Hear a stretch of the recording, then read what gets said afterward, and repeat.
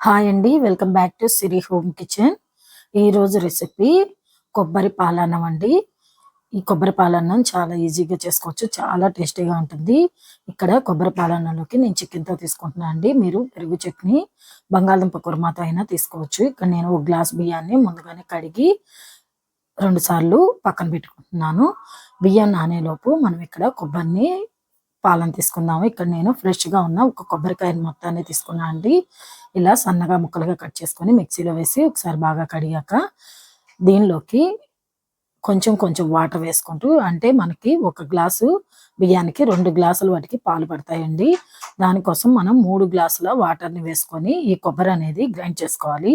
వాటర్‌ని వేసుకొని ఇలా గ్రైండ్ చేసుకున్నాక ఇలాగ స్ట్రైనర్‌లోకి వేసుకొని ఇలాగ వడకట్టుకోవాలి. పాలన్నీ ఇలా బాగా వడకట్టి మళ్ళీ మిగిలిన కొబ్బరిని మళ్ళీ ఒకసారి మిక్సీలోకి వేసుకొని మళ్ళీ ఇలాగే ఇంకో గ్లాసున్నర వాటర్‌ని కొంచెం కొంచెం వేసుకోండి. రెండోసారి వేసుకునేటప్పుడు లేదంటే మొత్తం చిందిపోతుంది. ఎందుకంటే ఆల్రెడీ కొబ్బరి బాగా నలిగింది గదా!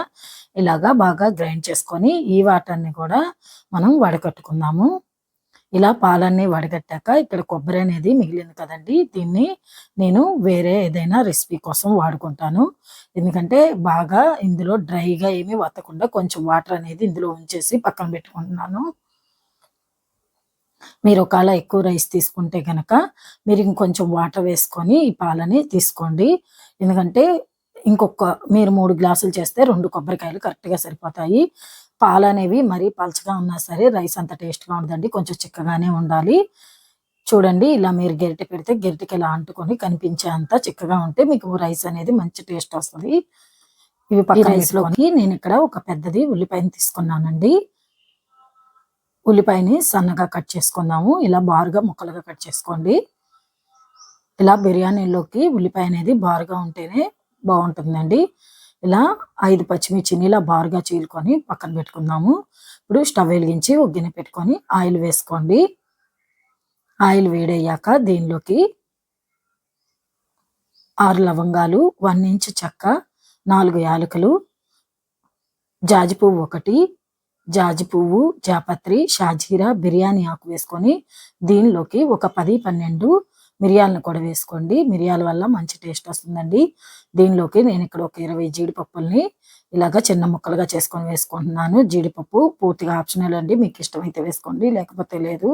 ఇవి వేగాక దీనిలోకి మనం ముందుగానే కట్ చేసి పెట్టుకున్న ఉల్లిపాయ ముక్కల్ని వేసి ఒకసారి వేయించుకుందాము. ఉల్లిపాయ ముక్కలు సగం వేగాక దీనిలోకి ఒక పెద్ద టేబుల్ స్పూన్ తోటి అల్లం వెల్లుల్లి పేస్ట్ వేసుకోండి. అల్లం వెల్లుల్లి పేస్ట్ పూర్తిగా ఏగిపోవాలండి. పచ్చి వాసన అంతా పోయి అల్లం వెల్లుల్లి పేస్ట్ బాగా వేగాలి. అప్పుడే రైస్‌కి మంచి టేస్ట్ వస్తుంది. ఇక్కడ చూడండి, అల్లం వెల్లుల్లి పేస్ట్, ఉల్లిపాయలు బాగా వేగాయి. ఇప్పుడు దీనిలోకి 2 గ్లాసుల వాటికి కొబ్బరి పాలను వేసుకుంటున్నాను. ఒక గ్లాస్ రైస్‌కి 2 గ్లాసులు కొబ్బరి పాలు. అదే మీరు బాస్మతి రైస్ తీసుకుంటే గ్లాసున్నర పాలు కరెక్ట్‌గా సరిపోతాయి. ఇలా పాలు వేసుకున్నాక మనం ముందుగా కట్ చేసుకున్న పచ్చిమిర్చి, పైన కొంచెం కొత్తిమీర, 1 టేబుల్ స్పూన్ నెయ్యిని వేసి ఒకసారి బాగా కలిపి మూత పెట్టి పాలను మరిగించుకుందాము. దీనిలోకి ఉప్పును కూడా వేసి మరిగించుకోండి. ఉప్పు ఒకసారి చెక్ చేసుకొని పాలు మరిగేటప్పుడు మనం ముందుగానే కడిగి పక్కన పెట్టుకున్న బియ్యాన్ని వేసి మగ్గించుకోవాలి. బాగా రైస్ అంతా బాగా ఉడకాలండి. ఇలా మధ్య మధ్యలో తిప్పుతూ ఉడికించుకోండి. ఇలా ఉడికాక చివరిలో కొత్తిమీర వేసుకొని 1 టేబుల్ స్పూన్ నెయ్యి వేసుకొని స్టవ్ ఆఫ్ చేసుకోవటమే. మీకు ఎంతో టేస్టీగా ఉండే కొబ్బరి అన్నం రెడీ అండి. కొబ్బరి పాలన్నం. ఈ వీడియో నచ్చితే like, share, subscribe. Thank you for